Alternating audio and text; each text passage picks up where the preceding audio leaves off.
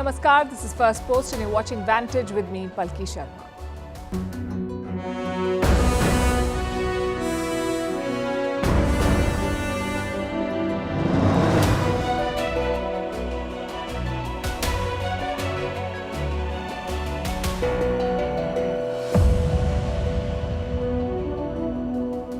Welcome to the last edition of Vantage in 2023. For us, it was the biggest highlight of the year. We launched the show and you supported us. We cannot thank you enough for the viewership and the constant feedback. It keeps us motivated and on our toes. We had a great year thanks to all of you, and we hope this relationship gets stronger in the year ahead. 2024 will be shaped by many things. Artificial intelligence will be one of them. We saw the possibilities this year. And the job losses, they will continue. Google could fire some 30,000 workers as it switches to AI.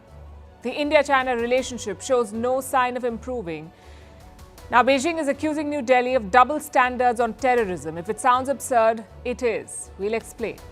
The Red Sea threat is serious. It may be hitting India's rice exports. We have the numbers. In the US, Donald Trump is being disqualified from election in another state. Is this a free and fair election then? What is a British warship doing in a territorial dispute between Venezuela and Guyana? What were the big wins for Indian diplomacy this year? Why has Turkey announced a wage hike of 49%? What's a youthquake? Can Africa cause the next one? What's extreme food? And are you under pressure to have an extraordinary New Year's Eve? We'll tell you why it may be counterproductive. The headlines first. China appoints a new defense minister. Dong Jun will replace Li Shangfu, who was dismissed earlier this year. Li Shangfu disappeared from the public eye in August. No reason was given for his removal. Russia launches a massive missile attack on Ukraine. 122 missiles and 36 drones hit Ukrainian targets, killing 18 people. Ukraine says it is the biggest aerial attack in the 22-month-long war. Vietnam's economy slows down in 2023. The economy grew by around 5% this year, falling short of the government target of 6.5%. The sluggish growth is mainly due to weak demand for exports. Nepal blames pilot error for the January plane crash that killed 72 people. New report says pilots ended up cutting power by mistake. The January 15 crash was Nepal's deadliest plane crash in 30 years. The US will keep its legal border crossings with Mexico open. The decision comes after US Secretary of State Antony Blinken met Mexico's president. The two countries will work on stemming the unprecedented migrant influx. Nearly 10,000 people are crossing into the US every day. And a century after his debut, Mickey Mouse will go public on the 1st of January. Disney's copyright on the first Mickey Mouse ends after 95 years. This opens the doors for potential remakes, spin-offs, and adaptation. We began 2023 with a question. Will artificial intelligence take our jobs? And we end 2023 with the same question. No answers though. Experts and corporate bosses are non-committal. They won't say yes or no, but their decisions reveal a clear trend. Just look at Google. Reports say the company is planning to reduce its workforce, basically fire people. And how many jobs are at stake? Around 30,000. That's a big number, 30,000 jobs. Google only has around 170,000 employees, so 17% of them could be fired. And what's the reason? Artificial intelligence. Google wants to use AI in its daily operations, especially in two fields. One is the ad sales department, and the second is customer support. Now, the ad sales is a very important department. In 2020, Google Ads made around $147 billion in revenue. $147 billion. That was 80% of the company's total inflow. Then why the layoffs? Because Google thinks AI can do a better job. This year, they launched an AI-driven ad program. It's called Performance Max, and the results are good. Businesses that use this program reported 18% more conversions, meaning more people visited them thanks to the ad. Last year, without AI, it was 13%. So clearly, AI helps. Same with customer support. Whether it's handling complaints or asking for reviews or seeking feedback, AI seems to be much more efficient. And Google did warn about this. In January, they laid off 12,000 workers. They said the company is refocusing, whatever that means. But Google is not alone. AI has taken hundreds of thousands of jobs in 2023.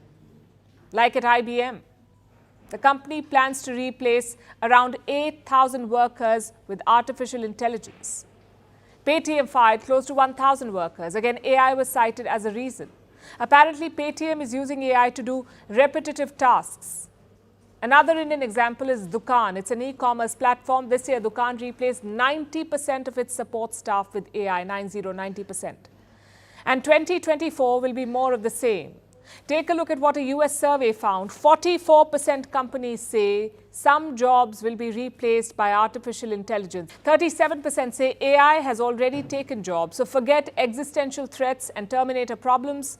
This is the real risk from AI. The risk of jobs. Studies say AI could take millions of existing jobs. At the same time, it will also create millions of new ones. So the question is, what should you do? How can you prepare for these new jobs? If you're in school or college, it's time to think. Do some research, get advice from industry experts, basically figure out a strategy. And I'm not saying don't follow your dream, but see if that dream will be gobbled up by AI. Many colleges have already started adapting. For example, IIT Bombay. It has made AI and data science mandatory for students. So clearly things are moving in one direction. Make sure you are not moving in the opposite one. But what if you're already in the workforce? What do you do then? Well, then the old mantra still stands. You have to keep updating your skills, learn new techniques and methods, acquire more knowledge, keep researching and learning. Only then can you remain relevant. You can't depend on companies to protect your jobs from AI because they won't. Just look at Google. It makes around $14 billion in profit every year. That's $56 billion annually. And I'm talking pure profits, not revenue, $56 billion. Yet it's firing 30,000 workers. Can Google afford to keep them on? Of course they can. It's one of the richest companies in the world. But it won't because that's how companies function. So in 2024, we need a reset. Every stakeholder needs to review where they stand. Parents, teachers, schools, companies, headhunters, all of them. Because AI is coming for some of our jobs, and nobody can say there wasn't a warning. Our next story is from China. It's about India. China is accusing India of double standards. On what? Terrorism. Listen to this. Terrorism is humanity's common enemy. China firmly opposes double standards on counter-terrorism. To support and use terrorist groups and let them thrive out of one's selfish interests at the expense of international and regional security benefits no one and will only backfire. China stands for strengthening counter-terrorism cooperation among all countries to jointly fight all forms of terrorism. It's a bit rich coming from China, a lecture on terrorism and regional security, especially when you consider China's source, Pakistan, a state sponsor of terror and a safe haven for terrorists. And here's what triggered this statement. A Baloch activist in Pakistan surrendered this month. And he's said to have made a claim that he was funded by India. That's what he claimed, that he was funded by India. He said, India is fueling the Baloch insurgency. No proof was presented. And this was a statement made in Pakistani custody after he surrendered. Now, China is presenting it as the gospel truth. It's a convenient argument. Blame India for the troubles of Balochistan while giving cover to Pakistani terrorists, because that's what Beijing does. It has a long history of doing this. You may remember the Masood Azhar case. India wanted him listed as a global terrorist. It repeatedly raised the case at the United Nations, but China kept blocking it. They blocked the listing in 2009, then again in 2016, and then again in 2017, before finally agreeing in 2019. So China gave cover to Masood Azhar for a decade, and this was just one case. In 2022, China blocked the blacklisting of two terrorists. Hafiz Talha Saeed, the son of Hafiz Saeed, the mastermind of the 2008 Mumbai attacks, and Shahid Mahmood, another member of the Lashkar-e-Toiba. China blocked a listing this year too, of Sajid Mir. He too was involved in the Mumbai attack. So 3 terrorists in 2 years protected by China, and China shields Pakistan in other ways as well, like at the FATF, the Financial Action Task Force, the Global Terror Financing Watchdog. In 2018, Pakistan was grey-listed by the FATF for failing to prevent money laundering and terror financing. Pakistan stayed on this grey list for 4 years. It was finally removed in 2022, and for those 4 years, China protected Pakistan. It helped them stay out of the blacklist. Basically, Pakistan's terror factories get an insurance from China. And now this alliance is expanding. Pakistani terrorists are also said to be getting weapons from China. This is what Indian security officials have recently discovered. Some reports emerged earlier this year. Indian agencies found Chinese pistols, grenades, night vision devices and drones with Pakistani terrorists. They say these were supplied by the ISI. So is China now arming Pakistani terrorists? We cannot confirm it yet, but we won't put it past Beijing. They see Pakistan as an asset, a vassal state, and India as a threat, a competing power. So they amplify Pakistan's conspiracy theories and target India at every possible opportunity. Beijing's diplomatic statements are getting sharper. This week we told you about it, the smear campaign of Chinese mouthpieces. They're calling India the graveyard of foreign companies. Why? Because Chinese phone maker Vivo is under investigation in India. I'll give another example. Recently, India held naval drills in the Philippines. An Indian warship had sailed to Manila. The drill happened in the South China Sea and Beijing did not like it. This week, the Chinese military issued a statement. It said they saw the reports about the drills and they should not hurt regional peace and stability. This is the same China that bullies neighbors and threatens peace. It has been harassing the Philippines, ramming into their ships on the high seas. But a simple military drill has upset them. We say this is what double standards look like. And now let's talk about the Red Sea crisis. India is voicing its concerns once again. This time, India's Commerce Minister has made a statement. That's Piyush Goyal. He is assessing the impact of the disruptions. The full picture is yet to emerge, but the minister has shared an early assessment. These disruptions could have hit India's rice trade. Now, as you would know, India is a leading exporter of rice. It dominates 45% of the global market. Every year, India exports over 4 million tons of rice to the world. But recently, these exports were curbed. The government wanted to keep domestic prices in check. Inflation has been high and the harvest has been below expectations this year. So India is already exporting less. And now the trade routes are disrupted. Exporters have pending orders. They have to supply rice to Europe and West Asia. The size of these orders is large, around 500,000 tons of rice. The contracts are already in place, but the challenge is transportation. How do you get it there? India has also deployed the Navy for protection. 3 warships are stationed in the Arabian Sea. New Delhi has guaranteed the safety of routes. But exporters still face rising costs. When the Houthis began attacking ships, it led to logistical problems and safety concerns. Shipping companies jacked up prices. And this is playing out on different levels. The first problem is getting a ship. Some companies are not operating their ships.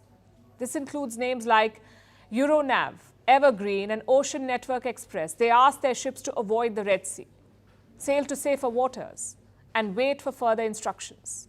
When the attacks began, 8 out of 10 major ship owners halted operations. They refused to send their ships to the Red Sea. One of them was Maersk, a leading logistics company.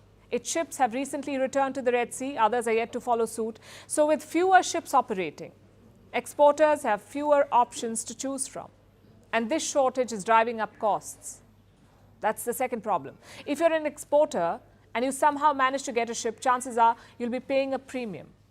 So the overall cost of transportation has shot up. Supply chains are in disarray. Instead of halting operations, many shipping companies chose to reroute their ships.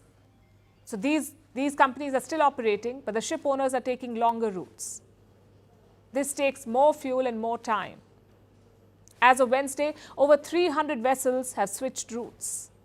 Earlier, they took the Red Sea route and traveled via the Suez Canal. Now they're going around Africa.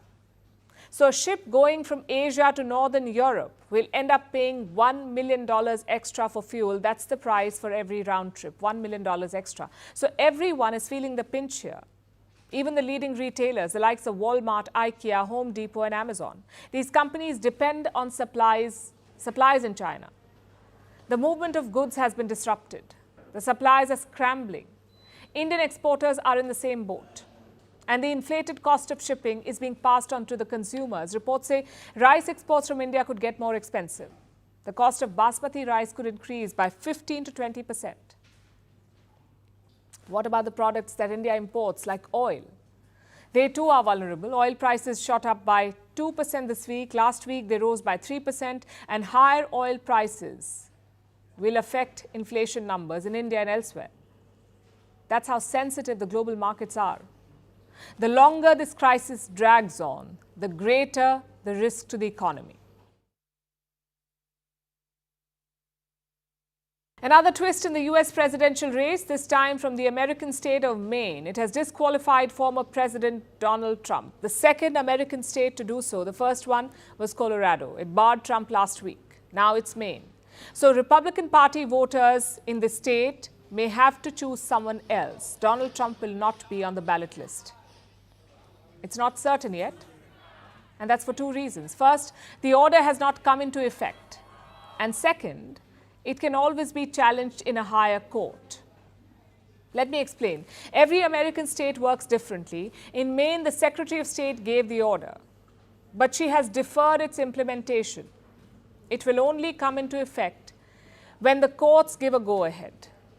Meanwhile, Donald Trump can always challenge the order. He has 5 days to appeal.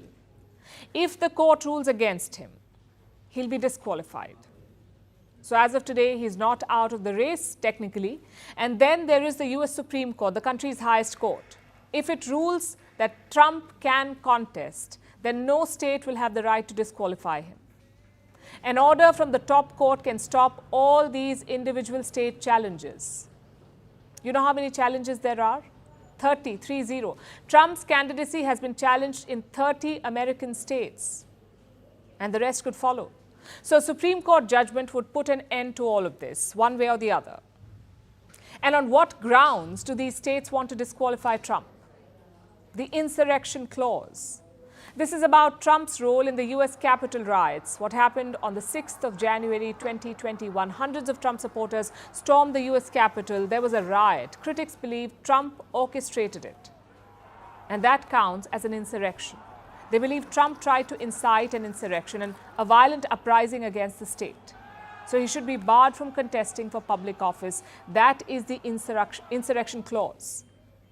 This amendment was added in 1868, after the American Civil War. The purpose was to prevent members of the losing side from regaining power, to handicap leaders from the American South. That was the original idea. The insurrection clause was not added thinking about modern US politics. But the clause still exists, and so the US Constitution prohibits insurrectionists from standing for the presidency. Donald Trump has thus been barred from contesting in Maine's Republican primary election. He was disqualified by the Secretary of State in Maine. She's a Democratic Party member. And he was disqualified by her, not by a court. But the decision is still on hold until a court ruling, like I said. In Colorado, it was the other way around.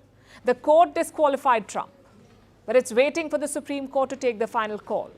So both the states are pushing this through the legal route, perhaps to put pressure on the US Supreme Court to take a stand. So far, the Supreme Court has been dragging its feet.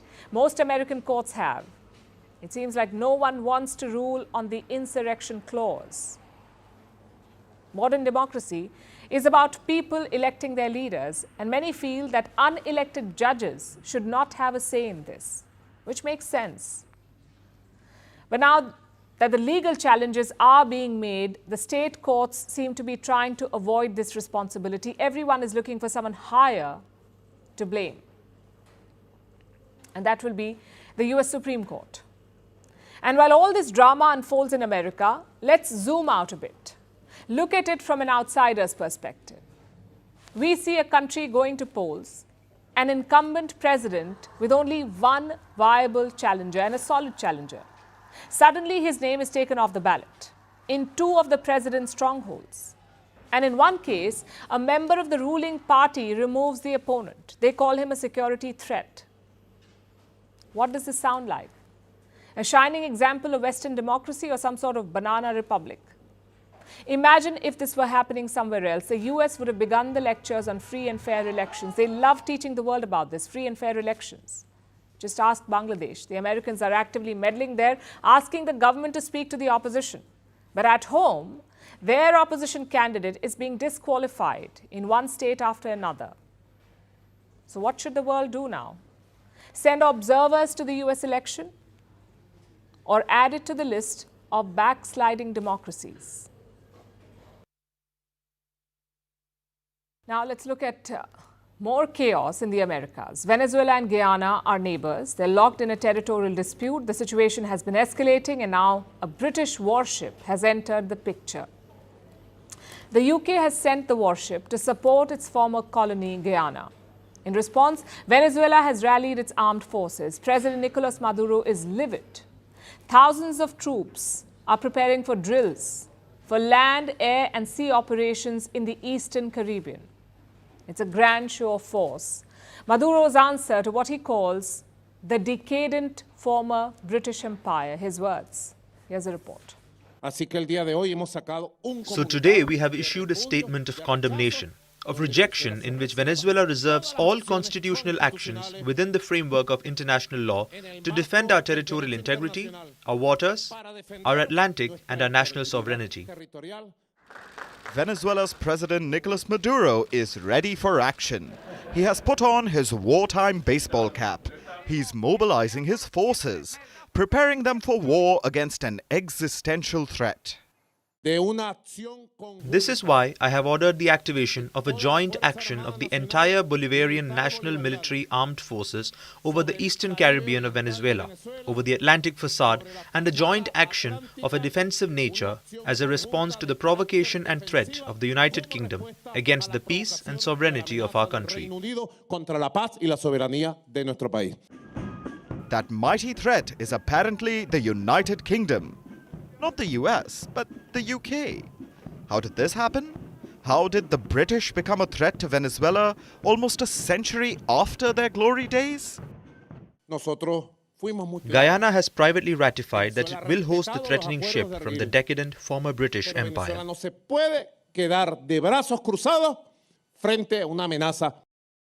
The threatening ship is a British warship being sent to Guyana. Guyana is a former British colony in South America. It neighbors Venezuela, and recently the two neighbors have been caught in a diplomatic crisis.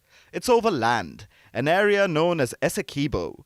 Essequibo makes up almost 3/4 of Guyana. The area is rich in resources, including oil. It has been governed by Guyana for decades, but Venezuela claims the entire region for itself. It says Essequibo was stolen by the British all the way back in the 1800s, and Caracas has tried to take the region back diplomatically for years. But this year, Maduro got tired of waiting. Instead, he held a referendum. He asked his citizens if they should just start handing out Venezuelan passports to the people of Essequibo. He asked his citizens if they should just start handing out Venezuelan passports to the people of Essequibo. And almost 100% of the people voted yes. Those who showed up to vote anyway. The voter turnout is disputed. Maduro and his allies say that over 51% of eligible people voted. His opponents say the turnout was about 10%. Not really a thumping endorsement for his cause. But nonetheless, Maduro has decided that Essequibo is of high priority. Which brings us back to the new decadent British threat. Maduro is summoning his forces, conducting defensive exercises with around 6,000 troops. That will surely deter the British nautical threat lurking around the Guyana coast. And what is this threatening British warship? The dreaded HMS Trent. Can it carry ballistic missiles? No. Combat aircraft? Just a helicopter and some drones. A legion of troops then? Well, about 50 people at best. So then why is Maduro mobilizing 6,000 troops to challenge this patrol boat? Perhaps he has other intentions. He may be looking to galvanize his supporters. unite the country in the face of a foreign enemy. But the thing is, the decadent former British Empire doesn't really scream death and destruction these days, especially not when they're sending a patrol boat to look tough to their former colony. So Maduro is really clutching at straws as he tries to create an existential crisis. Last show of the year, so it's time for a roundup. How was 2023 for Indian diplomacy? There's a lot to pick from. Multiple foreign visits, a lot of multinational summits, also some raging controversies. But we've picked 5 major themes and events. Number 1, of course, is the G20 success. It was India's first time presiding over the G20, so New Delhi brought its own flavor. It took diplomacy beyond the government offices in New Delhi. The G20 became a people's movement. Some 200 meetings were held in 60 cities. The main event was the Leaders' Summit in September. A lot was riding on India. Vladimir Putin could not make it. Xi Jinping decided not to come. And the West and Russia refused to agree on anything, so a joint statement looked impossible. In fact, the previous minister-level meetings did not have a joint statement. But when it mattered, India pulled it off. A consensus was reached in a divided world. Another G20 success was expansion. India championed the entry of a new member into the G20, that's the African Union. With one move, India announced itself as a champion of the global south. I mean, the pictures were telling. Prime Minister Modi embracing the African Union President, Xi Jinping not even in the room. So the G20 was a big hit, and so was hashtag Melody. People couldn't stop talking about Prime Minister Modi and Italian Prime Minister Giorgia Meloni. They clearly have a great equation, one that the internet also appreciated. But the high did not last long. Just days later, Justin Trudeau dropped a bombshell. Canadian security agencies have been actively pursuing credible allegations of a potential link between agents of the government of India and the killing of a Canadian citizen, Hardeep Singh Nijjar. Trudeau accused India of killing a Khalistani terrorist in Canada. His name was Hardeep Singh Nijjar. Just one problem though, Trudeau had no proof. And soon things got ugly. Canada ousted India's intelligence officer in Ottawa. New Delhi responded in kind. It also asked Canada to pull out 41 diplomats from India. Now, the reaction to this has been mixed. The West has not pointed fingers at India, but they have asked India to cooperate. So the idea is to manage things in a low-key manner. Not sure Trudeau got the memo, though, because months later, he's still on the same path. No proof, more allegations. Which brings us to the third theme. India-US relations. It's been an interesting year for New Delhi and Washington. The first half was a fairy tale. In the month of June, Prime Minister Modi visited Washington. Biden had invited him for a state visit. There was a private dinner, a gala dinner, a bilateral and a White House welcome. The Prime Minister also addressed the US Congress. So all in all, a great visit. The biggest takeaway was probably the jet engine deal. The US and India have decided to make jet engines together. Why is this important? Because jet engines are crucial tech. The US normally does not share it with others. So a joint project with India is a big deal. But after this high came a dampener.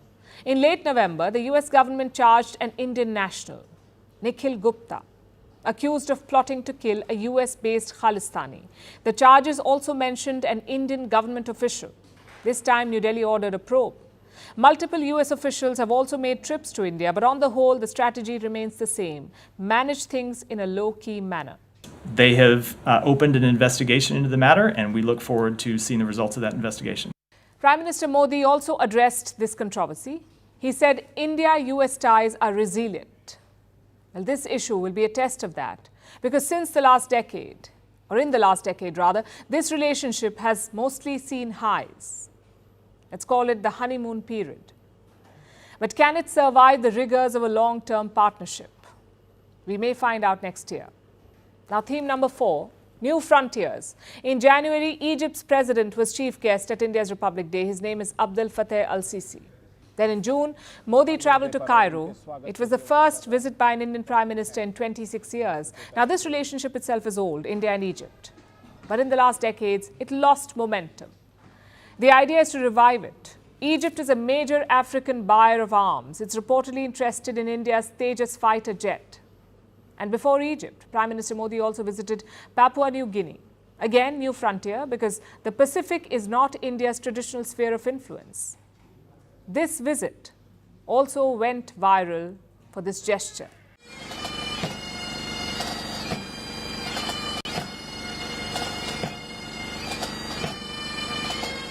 Visits also matched actions.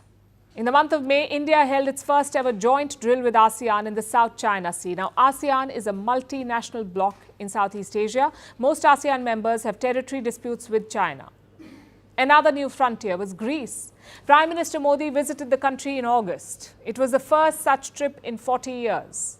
Greece is a key part of the proposed trade corridor between Europe, West Asia and India. So in hindsight, it was a strategic choice.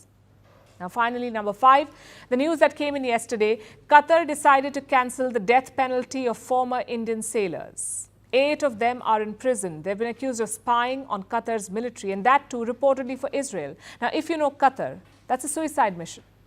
But New Delhi pulled through. Prime Minister Modi spoke to Qatar's emir at the COP28 summit. Indian diplomats were constantly offering consular support, and yesterday the good news came. It's not a big bang success like the G20, but it's proof of mature and behind-the-scenes diplomacy. India will need that going forward. So looking back, 2023 was a good year in diplomacy. The highs clearly outweigh the challenges. Let's see what 2024 brings. And now to the big story from Turkey. They've raised the minimum wage by 49%. It's a steep rise. But Ankara says it's a much-needed rise. Turkey is dealing with a cost of living crisis, so this will offer some relief to citizens.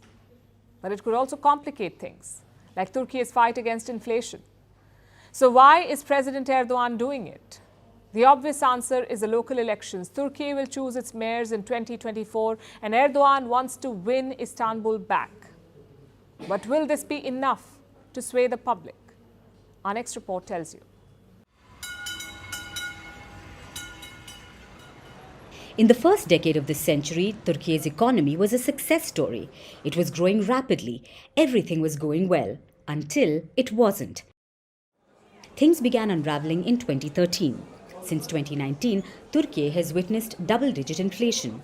We are nearing the end of 2023. The Turkish economy is in tatters. Inflation is still soaring, but the government is back to its populist measures. This time they've hiked the minimum wage. Turkey has raised minimum wage by 49%. The monthly minimum wage will be raised to $578, and it's long overdue. Turkey is dealing with a cost of living crisis. The lira has plunged. In 2021, $1 was worth around 8 Turkish lira. In July 2023, it was around 27 lira. This year, it lost around 35% of its value against the dollar.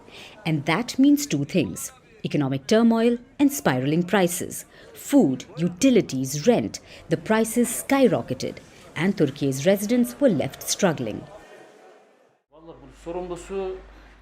I want the dollar exchange rate to decline. I want the price of petrol and inflation to drop. I want to go back to the life I had 5 or 6 years ago. I want to be able to go on a picnic and travel abroad. We are poor people. Of course, I would like the price of whatever goes into my kitchen to decrease. It is a good thing for us. We cannot buy meat. It's never present in our kitchen. If we get 3 or 5 of these vegetables, it's good. If we buy them today, we can't afford them the next day. So, of course, I want the prices to drop. 1/3 of its population earns minimum wage, so they were at the risk of poverty. Some can't afford rent, some can't afford food, and many can't afford both. So hiking the minimum wages will do them some good. It will ease their difficulties. But will it do more harm to the economy? Last month, Turkey's inflation was at 62%. The central bank has hiked interest rates, but even that hasn't worked. Higher interest rates have begun to slow consumption. Recovery will take time, at least 2 more years. So cooling inflation will be a lengthy process. But hiking minimum wages could hamper that. Higher minimum wages are likely to push up inflation, because the more money people have, the more they will spend. So why did Turkey's Labour Ministry take this move then? The answer is elections. Turkish residents will return to the ballot box on March 31st. They will vote for mayors across the country, and hiking minimum wages was targeted at that. Erdogan is no stranger to populist moves. He's kept interest rates low for years despite spiraling inflation, all to be in the good books of the public. This time, though, he has a lot at stake. In 2023, he won the presidential elections. It's his third decade in power. But next year, he wants to win Istanbul and Ankara. Turkey's biggest city and its capital are both in control of the opposition, and Erdogan wants them back. So will hiking minimum wages be enough? Will it make the voters back his party? Or will this bout of Erdoganomics push Turkey into further turmoil? Do you know what a youthquake is? Well, surprisingly, it is in the dictionary. A youthquake is an important social or political change, one that is triggered by young people. Say young voters oust a long-serving politician from power. That's a youthquake. Many experts say a global youthquake is coming, and its epicenter is Africa. Most of the world, especially richer nations, are getting old. Meanwhile, Africa is young as ever. Just look at these numbers.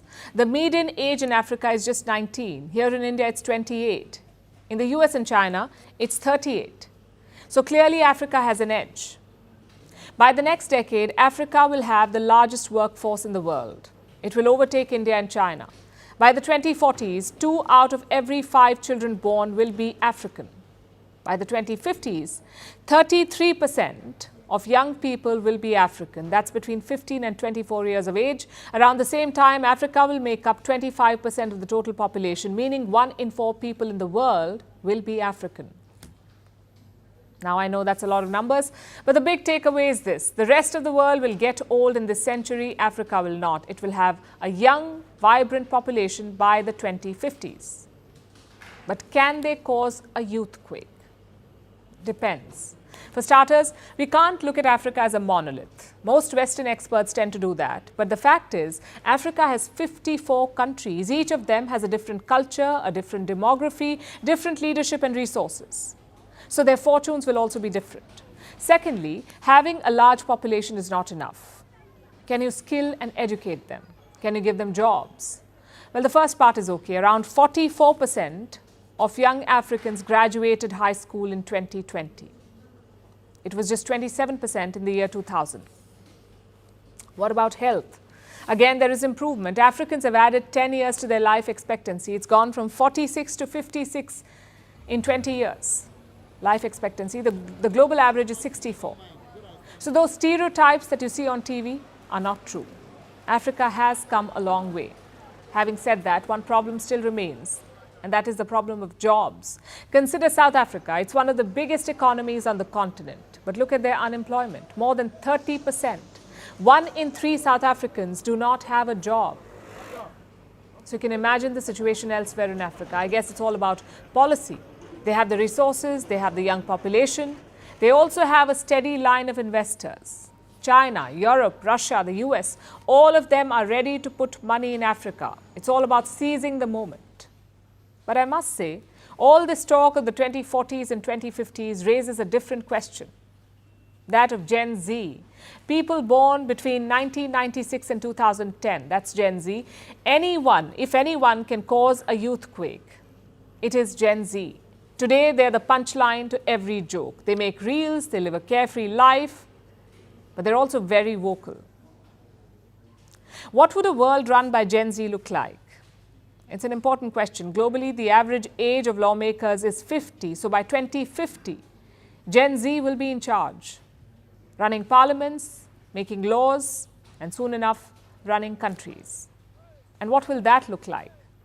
Well, we don't have a crystal ball, but we do know the defining characters of Gen Z, like crazy high expectations, the need for instant results, shorter attention spans, fearless but often uninformed opinions, and finally, the need for validation. Now, I know what you're thinking. That sounds like a spoiled child. But that's also what generational change looks like. If you ask someone who lived in the 1940s, they will say they had it rough. A world war, fights for independence, nation building. Compared to that, life became easier in the 60s, 70s, and 80s. Same thing now.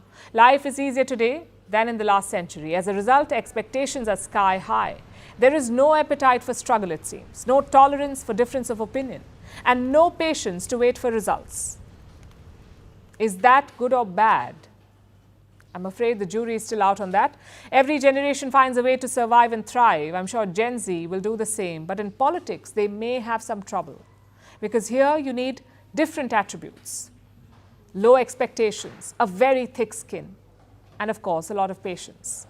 Some political investments take decades to bear fruit, like the recent Arab-Israel normalization process, or the new momentum in India-US relations. Can Gen Z replicate things like that? Well, even if they can't, one thing is guaranteed: it will be entertaining.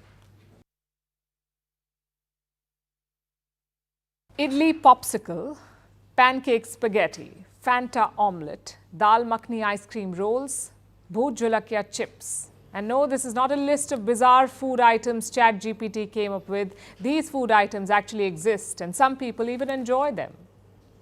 We all know food is a personal choice, but when does personal become weird?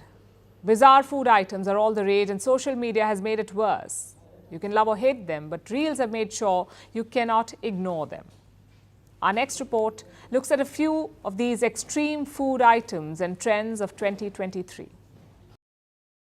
Culinary curiosity is great. It's how great dishes are made. If you are a chef, you're supposed to push the limits, to produce something that has never been tasted. But when does it go too far? When does your culinary marvel go from avant-garde to bizarre? Like this Fanta omelette. Yes, you heard that right. Bright orange soda and some good old eggs. As the eggs dance in the bubbly embrace of Fanta, you can't help but wonder, what did you do in life to deserve this? Is this now the way to cook eggs? And while you struggle with self-doubt, why not try some ice cream? That always soothes the soul, right? Or will it? If your mother ever complained about you not having enough dal, that's lentils, this will become her new favorite dish, dal makhani ice cream rolls. Buttery dal turned into a frozen treat. And if that seems too much for you, we can tune it down a bit, like pancake spaghetti. It's harmless, basically pancake batter fried in the shape of spaghetti. In case sweet pasta isn't your thing, then there's idli popsicles. Don't like the idea of getting your hand dirty? Put it on a stick. Eat it on the go. It's convenient. Just like this chopped sandwich. The biggest peeve of eating any sandwich is the condiments falling out. So you just chop up all the ingredients, mix them together, put it in a sandwich. Every bite will be the perfect bite. Maybe not all of this wizardry is bad. And it gets better when it comes to hot chips, if that's your thing. You must try this bhoot jhulakya chip. Warning, don't touch your face and eyes afterwards, because it could set more than your mouth on fire. In Australia, hot chips are a factory hazard. For example, the Smith's Chips factory. It's located in Adelaide. They make spicy Doritos. And the workers are not too happy about it. They say the seasoning causes skin irritation and that they have difficulty breathing. Guess the hot seasoning is not for everyone. And here's another thing that's not for everyone. But TikTok has made it a big deal. It's our good old water. TikTok says it doesn't taste like anything. So why not make it better? Introducing flavored water. There's loads of flavors, from orange popsicle to creamy vanilla. It's a trendy way to hydrate. If it makes you drink more water, who are we to stop you? Because as we said, food is a personal choice, to each his own. As we navigate this culinary carnival of oddities, you will be shocked.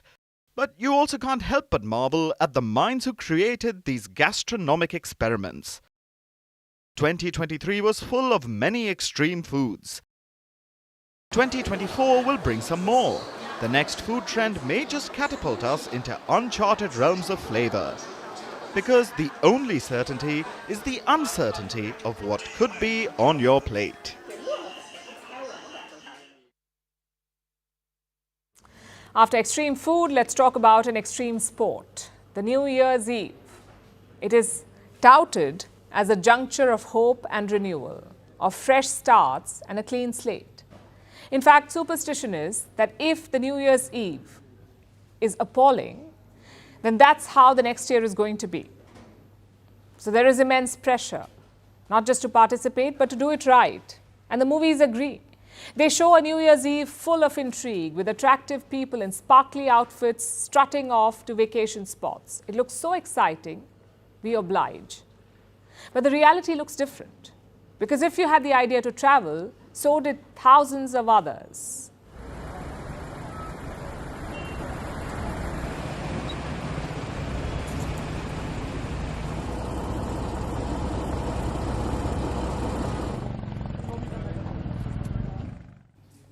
This is what Indian hill stations look like right now. Manali is one of the worst hit. Over 65,000 tourists entered the hilly town just on Christmas Day. 65,000 people. They began their long vacation by causing a traffic nightmare.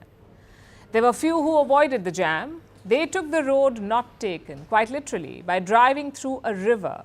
But hill stations aren't the only ones taking a hit. Other vacation hotspots like Jaipur are also congested. भाई ये 6 घंटे से हम जाम में खड़े हैं जयपुर में और ये जाम की कोई सीमा नहीं. India is hardly the only one with a travel surge. In China, travel enthusiasm is like no other.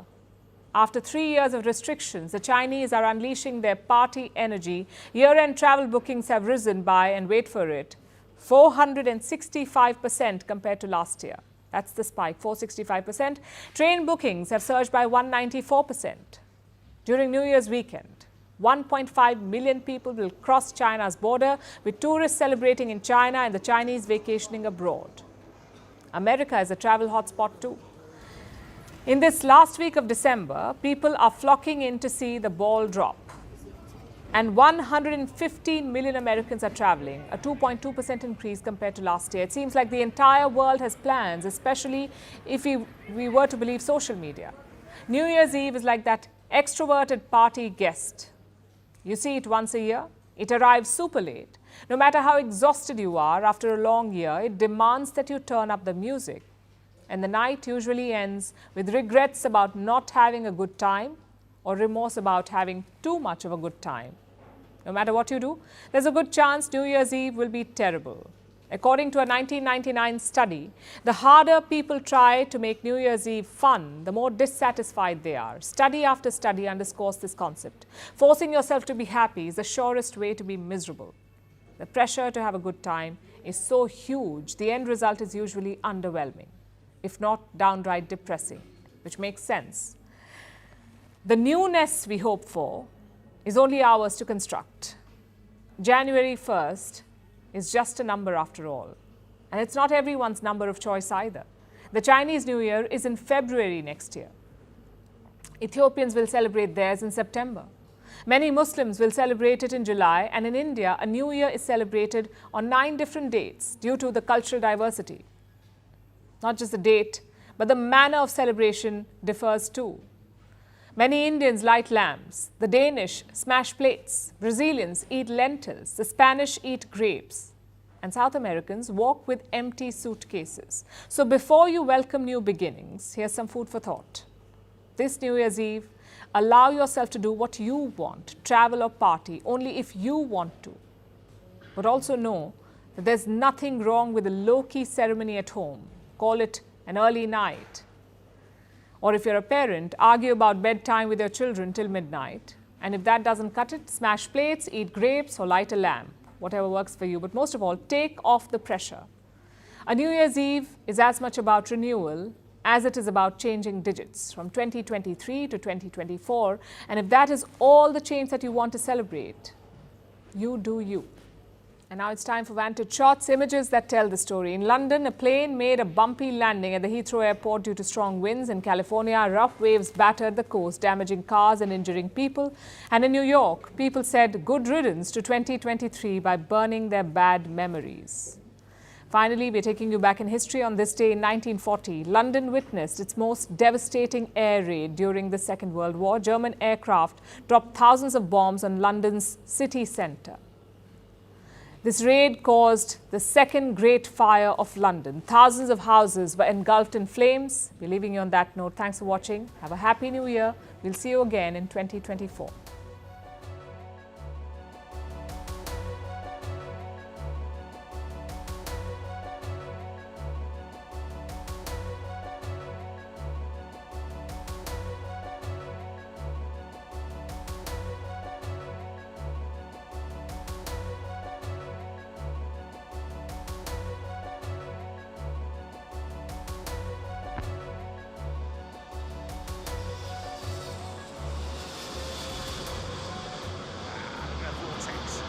Might hear that vortex crashing down on me.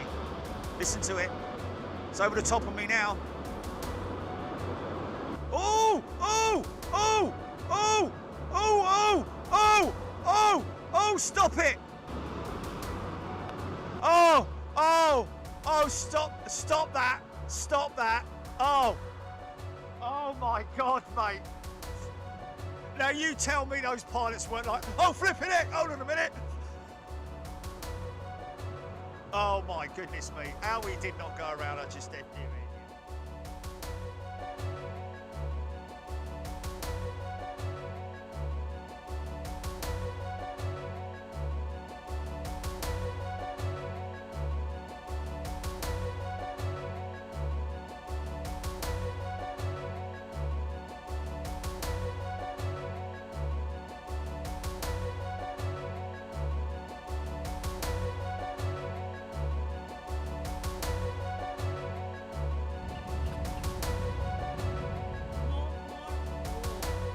Those are fantastic things. Devante, what do you think?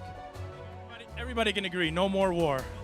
Let's say goodbye to it. Here we go. 3, 2, 1, and it's gone. You know what? We should say goodbye to 2023, right? We are saying goodbye to 2023 for Good Riddance Day here in Times Square. Devante, make 2023 disappear. Wow. And boom, just like that, it's gone. Give it up for Devante in 2023's Good Riddance Day.